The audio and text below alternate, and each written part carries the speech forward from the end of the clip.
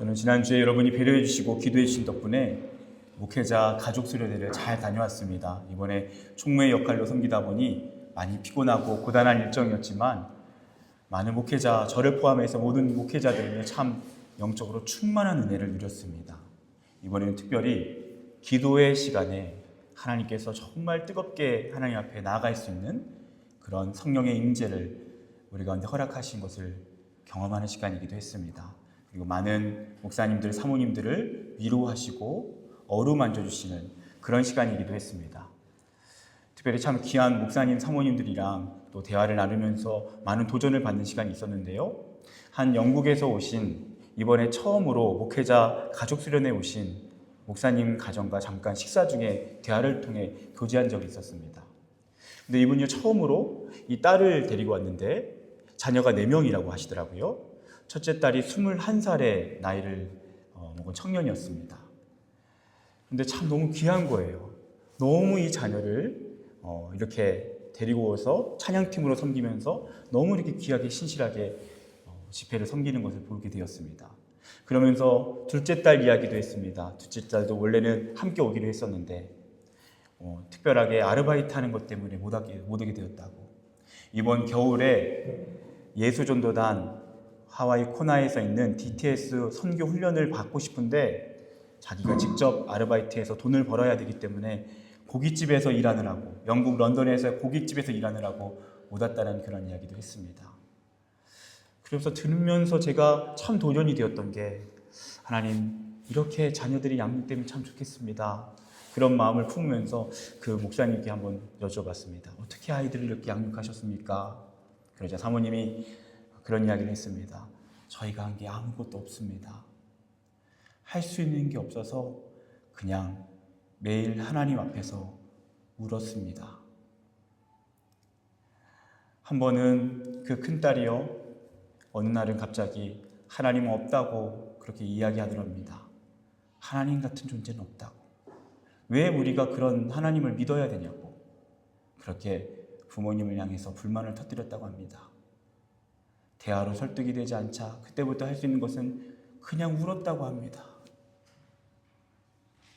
둘째 딸도, 셋째 딸도, 넷째 딸도 그렇게 한 사람 한 사람 위해서 우는 것밖에는 없었다고 합니다. 그리고 그 눈물이 하나님 앞에서 소중하게 응답되었다라는 간증이었습니다. 저는 그런 눈물의 기도의 사람을 오늘 여러분과 함께 나누고자 합니다. 그 사람은 누구입니까? 바로 다윗입니다. 다윗은 시편 56편 8절에서 이렇게 기도합니다. 나의 눈물을 주의 병에 담으소서.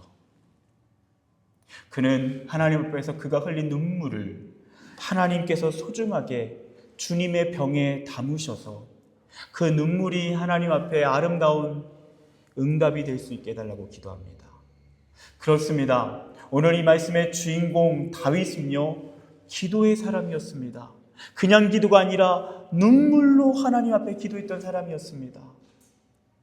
오늘 역대상 말씀에서 왜 갑자기 다시 계속적으로 이렇게 등장합니까? 지금 이스라엘 백성들은요, 70년 포로 생활 이후에 고향 땅 예루살렘으로 돌아왔습니다. 황폐한 땅에서 어떻게 살아가야 합니까? 기도밖에 없다는 것입니다. 다윗처럼 고난의 현실 가운데 있다 할지라도 눈물로 기도할 때에 하나님께서 그 인생을, 이 민족을 책임지신다는 것입니다. 오늘 이 말씀에서는요, 특별히 다윗은 어떻게 기도했는지 그 기도의 특징을 우리에게 부각시켜서 보여주고 있습니다. 오늘 본문은요, 8절에서 11절까지 있지만 사실 이 동일한 메시지가요, 17절까지 반복되고 있습니다.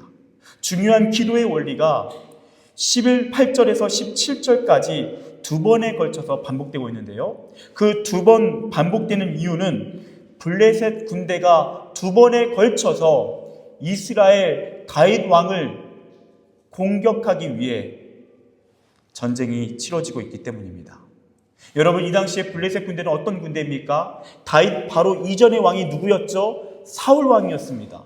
사울 왕도요, 이 블레셋 군대에 의해서 공경을 겪었습니다.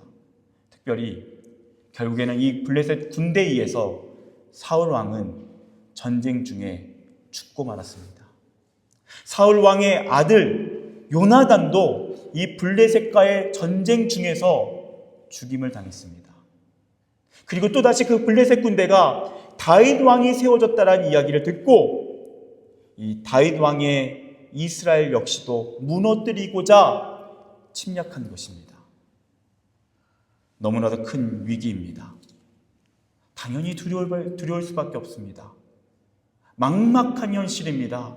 바로 그런 현실 가운데 다윗은 어떻게 기도하고 있느냐? 이것이 오늘 우리가 붙잡아야 할 중요한 기도의 원리입니다. 오늘 10절 말씀을 다시 한번 합독해 보도록 하겠습니다. 여러분 10절 말씀 우리 함께 합독하겠습니다. 시작. 다윗이 하나님께 물어 이르되 내가 블레셋 사람들을 치러 올라가리이까 주께서 그들을 내 손에 넘기시겠나이까 하니 여호와께서 그에게 이르시되 올라가라 내가 그들을 내 손에 넘기리라 하신지라. 아멘. 여러분 다윗은요 오늘 너무나도 중요한 기도의 모습을 보입니다. 그는 어떻게 기도합니까?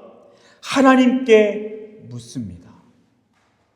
그냥 도와달라는 것이 아닙니다. 그는 바로 이 막막한 현실 가운데 하나님의 뜻이 무엇인지를 묻고 있습니다. 하나님, 블레셋 군대가 쳐들어왔습니다.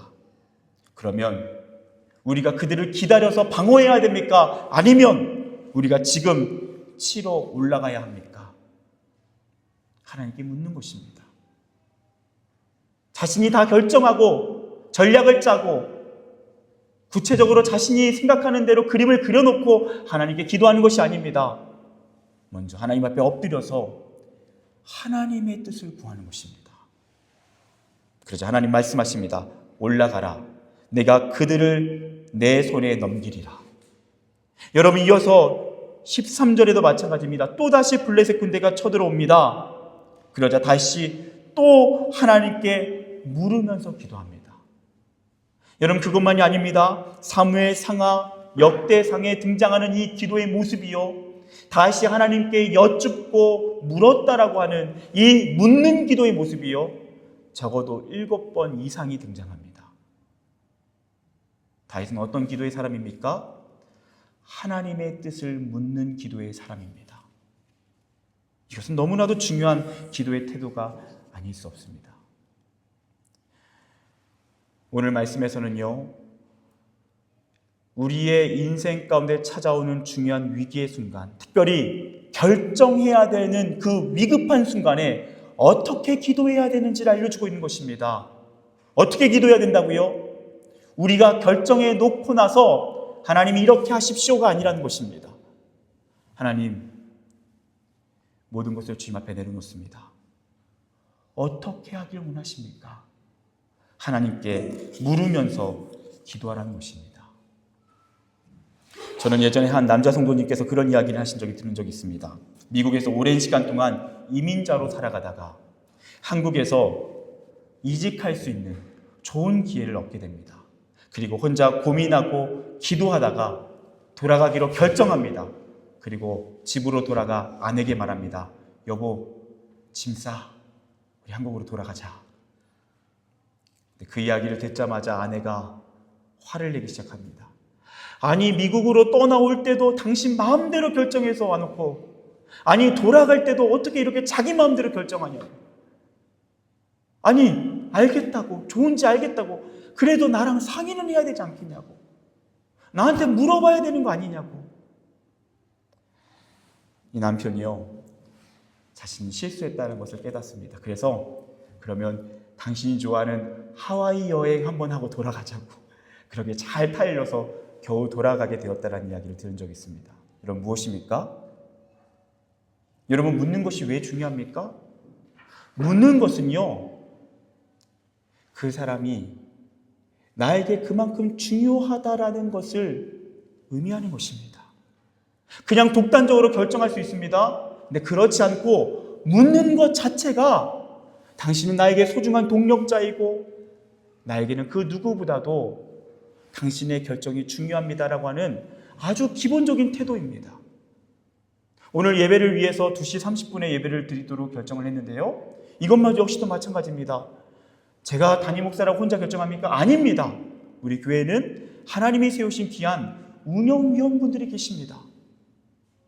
그래서 독단적으로 결정하는 것이 아닙니다. 함께 의논해서 지금 이런 상황인데 이렇게 하는 게 어떨까요? 그 묻는 것 자체가 우리가 함께 하나님 안에서 중요한 사람들이라는 것을 의미하는 것입니다. 여러분, 하나님도 마찬가지입니다. 하나님은요, 우리가 다 계획 세워놓고 그림 그려놓고 다 우리 마음대로 생각해 놓은 다음에 하나님 이렇게만 하셔야만 합니다.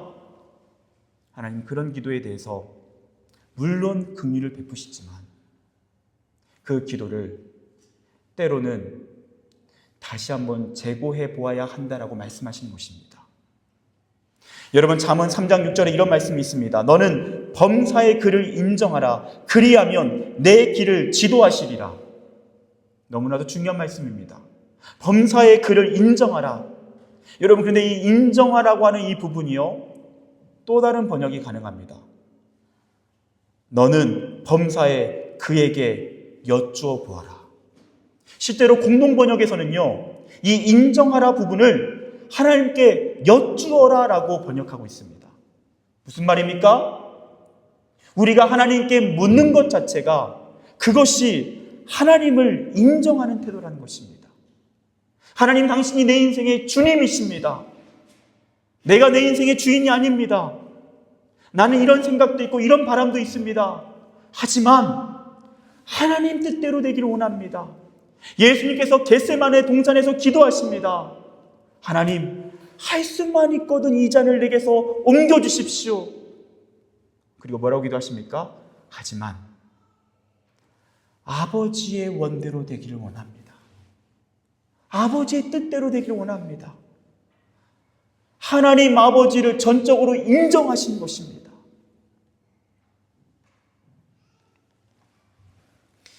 여러분, 굉장히 위험한 기도가 바로 그것입니다. 내가 다 결정해 놓고 하나님께 묻지 않는 것입니다. 여러분, 이 중요한 기도가요, 사울과 다윗의 결정적인 차이를 만듭니다. 역대상 10장 13절에서 14절은요, 사울이 왜 하나님께 버림받았는지를 이야기합니다. 들어보십시오. 사울이 죽은 것은 여호와께 범죄하였기 때문이라. 그가 여호와의 말씀을 지키지 아니하고 또 신접한 자에게 가르치기를 청하고 여호와께 묻지 아니하였으므로 여호와께서 그를 죽이시고 그 나라를 이새의 아들 다윗에게 넘겨주셨더라. 여러분, 하나님이 왜 사울을 버리셨습니까? 여러 가지 이유가 있습니다. 근데 그 중에 한 가지가 뭐라고요? 여호와께 묻지 아니했다라는 것입니다. 그는 하나님을 그저 자신의 계획대로 이루기 위한 도구로 이용했다는 것입니다. 그의 인생의 주인은 사울이었습니다. 하나님은 자신이 마음대로 좌지우지해야 할 인생 가운데 그저 서포트해야 될 존재였다는 것입니다. 그의 태도는 늘 그런 식이었습니다. 그러자 하나님은 어떻게 하셨습니까? 그를 버리시고 그 나라를 이새의 아들 다윗에게 넘겨주셨다라고 말씀합니다. 사랑하는 여러분, 오늘 이 자리에 우리의 기도를 하나님 앞에서 돌아봅시다. 우리의 기도의 모습 가운데서, 기도의 태도 가운데서, 기도의 제목 가운데서 우리 인생의 주인이 누구인지가 확인됩니다. 우리가 누구를 의지하고 있는지가 드러납니다. 우리가 하나님을 의지한다면, 하나님을 신뢰한다면 우리는 하나님께 우리의 인생의 결정을 맡길 것입니다. 물론 우리의 생각을 아뢰일 수 있습니다. 하나님, 내 안에 이런 소원이 있습니다. 내 안에 이런 바람이 있습니다. 하지만 예수님께서 기도하셨던 것처럼 나보다 하나님이 더 지혜로우시고 당신이 내 인생의 주인이십니다. 그렇기 때문에 주님 뜻대로 되길 원합니다. 아버지의 원대로 되길 원합니다. 그렇기 때문에 나는 하나님의 뜻이 궁금합니다. 하나님은 어떻게 하기를 원하십니까? 다윗은 그렇게 기도했다는 것입니다. 그러자 하나님이 사울을 버리시고 다윗을 세우십니다. 그렇게 하나님을 전적으로 인정하며 자신의 인생의 주인으로 주권자로 전적으로 하나님을 인정하며 기도할 때 하나님이 오늘 어떠한 은혜를 주십니까? 11절에 하나님이 무리를 쪼갰같이 내 손으로 내 대적을 흩으셨다. 여러분, 다윗이요, 하나님께 뜻을 구하고 하나님께 먼저 묻고 하나님의 응답을 따라서 순종할 때 어떻게 하셨습니까? 승리를 주신 줄 믿습니다. 그 인생의 모든 문제를 물을 흩어버리듯이 문제 또한 흩어버리신 줄 믿습니다. 또한 하나님 어떻게 응답하십니까? 15절, 오늘 본문에 등장하지 않지만 15절은 이렇게 말씀합니다. 너보다 하나님이 앞서 나아가서 블레셋 사람들의 군대를 치리라. 무슨 말입니까? 하나님을 인정하고 하나님께 먼저 물으며 나갈 때 하나님께서 먼저 앞서서 그의 길을 인도하셨다는 것입니다. 여러분, 하나님을 인정하는 사람, 하나님께 먼저 물으며 기도하는 사람에게 하나님 어떻게 일하십니까? 그 인생길에 앞서가셔서 그 길을 예비하십니다. 또한 17절에 다윗의 명성이 온 세상에 퍼졌고 여호와께서 모든 이방 민족으로 그를 두려워하게 하셨더라. 무슨 말씀입니까? 하나님은 하나님을 높이는 사람을 높이십니다. 하나님을 인정하는 인생을 인정해 주십니다. 그래서 하나님은 다윗을요, 온 세계 열방 가운데 명성을 얻게 하십니다. 이것이 하나님을 인정하는 사람에게 주시는 하나님의 은총인 줄 믿습니다. 여러분, 그렇다면 문제가 있습니다. 그것은 무엇입니까? 우리가 하나님께 묻습니다. 그건 오늘부터 시작할 수 있습니다. 그리고 우리의 인생에 하나님이 주인 되신다는 것을 우리가 매 순간 하나님을 인정함을 통해서 하나님께 물음을 통하면서 우리의 기도를 바꿀 수 있습니다. 근데 중요한 것은요, 다윗처럼 하나님의 뜻을 알기가 쉽지 않다는 것입니다. 묻지만 하나님이 응답하시지 않을 때가 있다는 것입니다. 근데 그것에 대해서 먼저 이렇게 말씀드리고 싶습니다. 여러분, 하나님이 구체적으로 다윗처럼 알려주시지 않으셔도 괜찮습니다. 왜입니까? 하나님을 인정하는 그 고백을 하나님이 받으셨고 그리고 그것을 기쁘게 여기셔서 하나님께서 다윗처럼 선명하게 말씀하지 않으셔도 인도하시기 때문입니다. 여러분, 그럼에도 우리는 하나님의 뜻을 알고 싶고 하나님의 음성을 듣고자 하는 간절한 갈망이 있습니다. 여러분, 오늘 이 말씀을 통해서 우리가 어떻게 하나님의 뜻을 알 수 있고 우리가 하나님께 물었을 때 하나님이 우리에게 어떻게 응답하시는지를, 어떻게 그것이 가능한지를 함께 좀 나눠드리고 싶습니다. 첫 번째로요, 왜 우리가 하나님의 뜻을 알기 어렵습니까? 그 이유는 진짜 원하지 않기 때문입니다. 진짜 하나님의 뜻을 원하지 않기 때문입니다. 특별히 미래의 진로를 놓고 또는 여러 가지 상황을 놓고 우리가 한번 기도한다고 한번 생각해 봅시다. 우리 안에 간절한 바람들이 있죠. 하나님 꼭 이곳으로 인도해 주셨으면 좋겠습니다. 근데 여러분, 괜찮습니다. 그렇게 기도하셔도 됩니다. 그런데 문제는 무엇입니까? 하나님의 뜻에 대해서는 별로 궁금하지 않을 수 있다는 것입니다. 하나님은 우리와 생각이 다를 수 있습니다. 아니요, 다를 뿐만 아니라 더 좋은 생각을 가지십니다. 더 지혜로운 길을 예비하십니다. 그런데 우리는요, 이렇게만 인도하셔야 된다고 합니다.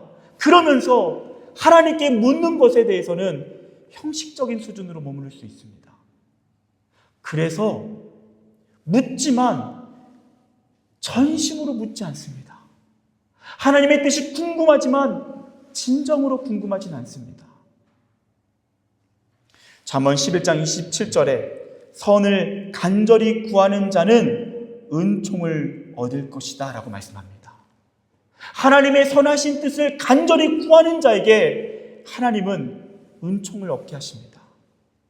문제는요, 하나님의 선하신 뜻이 궁금하지만 간절하진 않다라는 것입니다. 왜입니까? 내가 원하는 것이 더 간절하기 때문입니다. 여러분, 오늘부터 우리의 기도가 내가 생각하고 있는 고정관념, 나의 고집, 내가 만들어 온 틀까지도 하나님 앞에 내려놓고 하나님은 더욱 선하십니다. 하나님은 더욱 지혜로우십니다. 그렇게 기도한다면요, 하나님의 음성이 들리게 될 줄 믿습니다. 여러분, 마치 라디오의 주파수를 맞추는 것과 동일합니다. 처음에는요, 라디오를 탁 켰을 때 소리가 잘 들리지 않습니다. 내가 원하는 채널을 고정한다 해도 소리가 잘 들리지 않습니다. 어떻게 해야 됩니까? 주파수를 맞춰야 합니다. 내 고집을 내려놓고 내 소리를, 내 소음을 끄고 그 주파수를 맞추는 겁니다. 처음에는 잡음이 들립니다. 선명한 소리가 들리지 않습니다. 그런데 나중에 어떻게 됩니까? 선명한 소리가 들려오기 시작합니다. 여러분, 이 시간에 우리 안에 있는 다른 소리를 내려놓고 하나님의 소리에 전심으로 고정하면서 우리의 영혼의 주파수를 맞출 수 있기를 축복합니다. 그때 하나님의 뜻이 들려오게 될 줄 믿습니다. 여러분, 또한 두 번째, 왜 우리 안에 하나님의 소리가 잘 들리지 않습니까? 우리의 죄 때문입니다. 이사야 59장 2절에 너희 죄가 그의 얼굴을 가리워서 너희에게서 듣지 않으시게 함이니라. 여러분, 저는 오늘 이 아침에 오늘 이 말씀을 그대로 실감했습니다. 저는 이 주일 설교를요, 미리 준비해 놓고 수련회를 떠나기 전부터 미리 준비해서 어느 정도의 방향성을 준비했습니다. 그리고 어제 구체적으로 작성하는 상황 가운데 있었는데요. 근데 아무리 기도하면서 준비해도 여러분, 하나님께서 이 말씀을 풀어주시지 않았다라는 것을 제가 깊이 경험했습니다. 너무 답답했습니다. 그래서 어쩔 수 없이 어젯밤에 조금 일찍 잠들고 아침에 일어나서 다시 설교를 준비하는데요, 여전히 제 안에서 하나님께서 이 말씀을 인도하시지 않는 답답함이 있었습니다. 안 되겠다. 컴퓨터를 덮어버리고요, 다시 기도하기 시작했습니다. 이 말씀의 다윗처럼 하나님의 뜻을 묻습니다. 하나님, 어떻게 이 말씀을 준비하기 원하십니까? 준비하던 중에 하나님께서 저에게 분명하게 깨닫게 생각나게 하신 것이 있습니다. 그것은 무엇이냐면요, 부끄럽지만 어제 점심 식사를 하고 아내와 이런저런 대화를 나누는 중에 말다툼한 것이 생각이 났습니다. 이미 오래전에 아내랑 합의한 게 있었는데 갑자기 아내가 그것을 좀 번복하면서 다른 이야기를 하길래 이런저런 대화가 오고 가다가 제가 아내에게 짜증을 내면서 좀 화를 냈습니다. 그리고 별 생각 없이 지나쳤는데 하나님께서 그 부분에 대해서 저를 찌르시면서 아내에게 용서를 구하고 다시 하나님 앞에서 회개하고 준비할 것을 말씀하시는 것 같았습니다. 그래서 아내에게 카톡을 보냅니다. 여보, 어제 화내서 미안해. 메시지가 잘못된 건 아니지만 나의 태도는 잘못되었다는 마음을 주시네. 미안해요. 부족한 남편을 용서해 주세요. 그러자 아내에게 답장이 왔습니다. 사과해줘서 고마워요.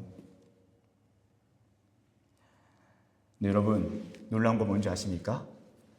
정말 제가 5시간 동안 치열하게 준비를 해도 안 되던 말씀이요, 정말 놀랍게 이 기도와 회개가 끝난 동시에 15분 만에 모든 준비가 끝났습니다. 하나님이 정확하게 저에게 알려주셨습니다. 말씀과 삶이 따로 놀면 안 된다. 너가 하나님 앞에 거룩하게 말씀을 준비하지 않으면 난 너에게 말씀을 열어주지 않을 것이다. 너 안에 죄가 있다면 너는 나의 뜻을 온전히 알기 힘들 것이다. 사랑하는 여러분, 하나님의 뜻을 알기 원하십니까? 하나님의 음성을 듣기 원하십니까? 하나님의 말씀을 붙잡고 회개할 수 있길 바랍니다. 용서할 수 있길 바랍니다. 죄를 고백하고 다시 하나님의 뜻 가운데 바로 설 수 있길 바랍니다. 그때 하나님의 음성이 들려오게 될 줄 믿습니다. 여러분, 마지막입니다. 여러분, 왜 우리가 다윗처럼 하나님께 묻지만 왜 우리 안에 하나님의 뜻을 알기 어렵습니까? 그것은 우리 안에 평소에 하나님의 말씀이 없기 때문입니다. 시편 40편 8절 말씀에 나의 하나님이여 내가 주의 뜻 행하기를 즐기오니 주의 법이 나의 심중에 있나이다. 여러분, 다윗은 뭐라고 말합니까? 주의 법이, 하나님의 말씀이 나의 심중에 있나이다. 마음의 중심에 있습니다. 다윗은 어떻게 하나님의 음성을 듣습니까? 그 안에 하나님의 말씀이 가득 차 있기 때문입니다. 그 말씀이 가득 차 있기 때문에 그 상황 가운데 기도할 때 그 말씀이 튀어나오는 것입니다. 그 상황에 맞는 그 말씀이 성령의 인도함을 따라서 말씀이 적용되고 말씀이 선포되고 그 말씀을 통해서 하나님의 뜻을 분별하게 되는 것입니다. 왜 우리가 하나님의 음성을 듣지 못합니까? 왜 하나님의 뜻을 분별하지 못합니까? 우리 안에 말씀이 없기 때문입니다. 말씀이 빈곤하기 때문입니다. 사랑하는 여러분, 오늘 말씀의 제목은 최고의 결정으로 이끄는 기도입니다. 여러분, 최고의 결정으로 이끄는 기도는 어떤 기도입니까? 묻는 기도입니다. 우리가 하나님께 물으며 기도할 때 우리 앞으로의 수많은 결정을 앞두고 있지만 두렵지 않습니다. 왜냐? 그분이 다윗처럼 우리의 삶을 승리의 길로 인도하실 것이기 때문입니다.